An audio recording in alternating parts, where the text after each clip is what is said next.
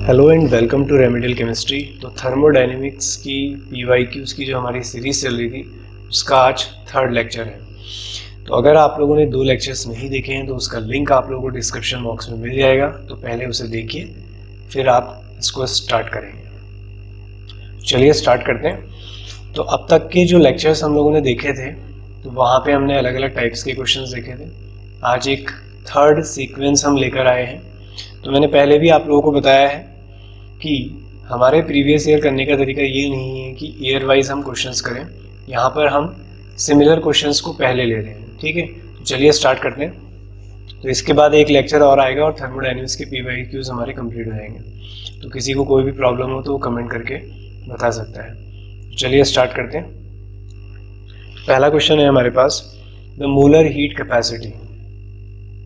The molar heat capacity at constant pressure is. तो molar heat capacity आपको दी है, तो हीट कैपेसिटी को C से दिखाते हैं। तो हीट कैपेसिटी होती है, सिंपल हीट कैपेसिटी जो होती है Q अपॉन डेल्टा T। लेकिन अगर मोलर हीट कैपेसिटी की बात करें तो यहाँ पर हम क्या करते हैं, मोल्स से मल्टीप्लाई कर देते हैं। और यही अगर स्पेसिफिक हीट कैपेसिटी होती है तो हम Q upon delta T into जितने मास के अंदर निकालना होता है। होता क्या है हीट कैपेसिटी कि कितनी हीट सप्लाई की जाए 1 डिग्री सेल्सियस टेम्परेचर इंक्रीज करने के लिए। ठीक है, तो उसे बोलते हैं हीट कैपेसिटी। मोल्स के टर्म्स में बात करते हैं तो 1 मोल के लिए बात करेंगे, मास के टर्म्स में बात करेंगे तो फिक्स मास के लिए 1 ग्राम के लिए बात करेंगे। ठीक है, तो फिलहाल हमारा फोकस किस पे है अभी, मोलर हीट कैपेसिटी में। तो ये वाला फॉर्मूला हमें यूज करना है, Cm is equal to Q upon delta T into number of moles. अब क्या क्या वैल्यूज गिवन है आप लोग देख लीजिए। तो Cm हमें दिया है 75 जूल्स में दिया है, कोई प्रॉब्लम नहीं। चेंज इन टेम्परेचर हमें निकालना है। अच्छा एक सेकेंड, तो यहाँ पे वैल्यूज जो है हमें तो हमें वैल्यूज दी है बच्चों, Cm की वैल्यू दी है 75 जूल्स पर केल्विन मोल। और हीट कितनी सप्लाई की गई है, राइट, हीट सप्लाई की गई है 1 किलो जूल। 100 ग्राम मास कितना दिया है, 100 ग्राम। वाटर की बात चल रही है तो वाटर का मॉलिक्यूलर मास कितना होता है, 18 ग्राम। निकाल लोगे वाटर का मॉलिक्यूलर मास, H2O, H का मास 2 और ऑक्सीजन का 16, तो ये आ जाएगा आपका 18। तो ये वैल्यूज हमें पता है और फॉर्मूले में लगा देते हैं इसे। तो 75 इज इक्वल टू Q कितना है 1 किलो जूल यानी कि 1000। डेल्टा T हमें कैलकुलेट करना है, राइट। और M हमें यानी कि सॉरी N जो है हमारे पास नंबर ऑफ मोल्स के हैं, given mass upon molecular mass, तो 18 ऊपर चला जाएगा। बस अब क्या है, इसे कैलकुलेट कर लो। तो delta T is equal to 1000 into 18 divided by 75 और ये 1000। बहुत इजी कैलकुलेशन है। ठीक है, 5 से भी काटना चाहो इसे 5 से कैंसिल कर लेना, तो आप लोग डेल्टा T निकाल लेंगे तो ये आ जाएगा आपका सॉरी 2.4 केल्विन। क्लियर है, तो एक बार और सुन लेंगे पहले वाले पॉइंट में। अगर आपसे हीट कैपेसिटी बोलेगा तो ये फॉर्मूला लगाओ, मोलर हीट कैपेसिटी बोलेगा तो नंबर ऑफ मोल्स लगाओ, अगर स्पेसिफिक हीट कैपेसिटी बोलेगा तो ये होता है मास। जैसे आपसे बोलता है कि 100 ग्राम के लिए हीट स्पेसिफिक हीट कैपेसिटी निकालो तो आप ये फॉर्मूला लगा देते हैं। क्लियर है, तो स्क्रीनशॉट वगैरह लेते रहेंगे। चलिए नेक्स्ट क्वेश्चन पे चलते हैं। तो नेक्स्ट क्वेश्चन आप लोग ट्राई करें पहले, फिर हम बनाते हैं इसे।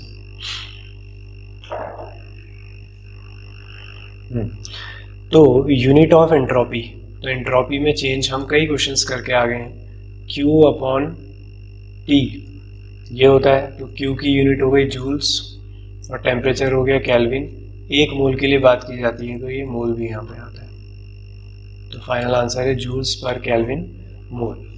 नेक्स्ट, तो ये शॉर्ट वीडियो होने वाला है, बहुत नॉर्मल से क्वेश्चन हैं, क्योंकि आप लोग अगर पहले से सीरीज देखते आए हैं तो आपसे कोई भी क्वेश्चन अब बचने वाला नहीं है, आराम से आप लोग इसे बना सकते हैं। When 1 mole of gas is heated at constant volume, volume क्या है, कांस्टेंट है। अब तुम लोग जानते हो वर्क डन का, वर्क डन दिया ना, देखो सारे ऑप्शन में, वर्क डन क्या होता है, P इंटू डेल्टा वी, ठीक है। अब एक्सपेंशन हो रहा हो, जो भी हो रहा हो, तो P into delta V, sign का होता है, तो डेल्टा वी 0। इसका मतलब साफ है कि वर्क डन क्या है, 0 है। इज राइज्ड फ्रॉम 298 केल्विन से 308 kelvin. Heat supplied to the gas is 500 joule. Q जो है वो सप्लाई किया जाता है 500 joule. Which statement is correct. अब तुम लोग जानते हो फर्स्ट लॉ ऑफ थर्मोडायनेमिक्स क्या होता है, delta U is equal to Q plus W। अब W तो 0 है, डेल्टा U को आप डेल्टा E भी लिख सकते हैं, तो ये Q के इक्वल है, और Q कितना है 500 जूल, और W कितना है 0। तो देखो कौन सा ऑप्शन सही है। तो delta E is equal to delta Q is equal to 500 joule, और W क्या है 0 है। नेक्स्ट देखते हैं। कहीं पे मैं फास्ट चल रहा हूँ तो आप वीडियो, आपके पास ऑप्शन है वीडियो को पीछे करके देखने का, स्लो करके देखने का, तो आप वो कर सकते हैं, ठीक है। चलो next. The entropy change in the fusion of 1 mole of solid melting at 27 degree Celsius, latent heat of fusion दी है, ठीक है। तो melting of entropy change the fusion of 1 mole of solid, तो कोई सॉलिड है वो मेल्ट होता है, ठीक है, तो सॉलिड से लिक्विड में जाता है, उसके लिए लेटेंट हीट ऑफ फ्यूजन दिया है, चेंज इन एंट्रोपी निकालना है। तो इस पे भी कई सवाल आप लोग कर चुके हैं। तो इंथैल्पी में चेंज ये है, फ्यूजन की इंथैल्पी, फ्यूजन लिख देंगे, लेटेंट हीट है तो लेटेंट हीट लिख देते हैं, अपॉन डेल्टा एच अपॉन, बोलो क्या आता है, क्यू। कुछ उल्टा हो गया है,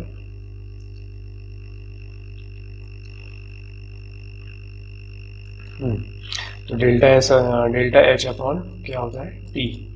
तो डेल्टा एच आपको दिया है 2930, राइट, और टेम्परेचर दिया 27 डिग्री सेल्सियस, तो उसे केल्विन में चेंज कर लेंगे आप, तो 273 से ऐड करेंगे, तो 2930 डिवाइडेड बाय 300, तो ये 0 से 0 कैंसिल, ये 0 लगा तो ये पॉइंट आ गया, तो 29.3 डिवाइडेड बाय 3, तो 3 9 जा 27।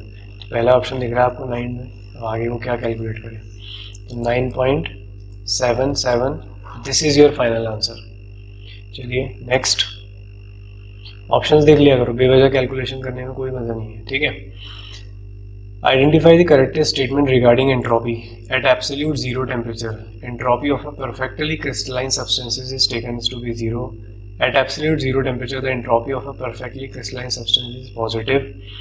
तो ये 4 स्टेटमेंट दिए हुए हैं। तो अगर आप लोगों को थर्ड लॉ ऑफ थर्मोडायनेमिक याद है तो आप सीधे सीधे इसका आंसर कर सकते हैं। थर्ड लॉ ऑफ थर्मोडायनेमिक ये कहता है, at absolute zero temperature perfectly crystalline substances की एंट्रोपी जो है वो जीरो मानी जाती है। कि एक परफेक्ट क्रिस्टल है तो वो 0 केल्विन से पहले ही इनफैक्ट वो क्या हो जाता है, उसमें एंट्रोपी क्या हो जाती है, 0 हो जाती है। हालांकि कुछ एक्सेप्शन होते हैं, वो एक अलग चीज़ है। तो ये स्टेटमेंट आपका सही हो गया। Next, according to the third law of thermodynamics, अभी देखो अभी मैंने समझाया, according to the third law of thermodynamics which one of the following quantities for a perfectly crystalline solid is 0 at absolute 0। तो एंट्रोपी होती है 0। तो इसलिए मेरा पर्पस यही था कि मैं क्वेश्चंस को इस सीक्वेंस में रखूं ताकि आप रिलेट कर पाओ चीज़ों को और आपके दिमाग में बैठ जाए, ठीक है। तो उम्मीद करते हैं आपको चीज़ें पसंद आ रही होगी। स्टैंडर्ड गिव्स एनर्जी, यहाँ पे इक्विलिब्रियम का साइन है। Standard gives energy change for the isomerisation reaction. तो सिस 2 पेंटीन से ट्रांस 2 पेंटीन बनता है, इज, तो ये एनर्जी भी हमें दी है 3.67 kilo joule per mole at 400 kelvin. If more trans 2 pentene is added, यानी कि ये जो इक्विलिब्रियम है इसमें आप और ट्रांस 2 पेंटीन ऐड कर रहे हो, तो क्या होगा, more cis 2 pentene is formed, equilibrium remain unaffected, addition क्या क्या होगा। तो यहाँ पे ली चार्टेलियस प्रिंसिपल काम कर रहा है। अगर आपके पास ये इक्विलिब्रियम बना हुआ है, आप प्रोडक्ट के साइड कुछ ऐड कर रहे हो, तो इक्विलिब्रियम क्या करेगा, उसको कम करने की कोशिश करेगा। तो कम कैसे होगा, यानी कि रिएक्शन कैसे जाएगी, बैकवर्ड जाएगी। तो रिएक्शन बैकवर्ड जाएगी तो ज़्यादा क्वांटिटी में क्या फॉर्म होने लगेगा फिर, तो इसका मतलब ज़्यादा ही क्वांटिटी में आपके पास सिस पेंटीन बनने लगेगा। तो मोर cis 2 pentene is formed. Clear है, तो ये आपका आंसर आ जाएगा। चलिए नेक्स्ट क्वेश्चन देखते हैं।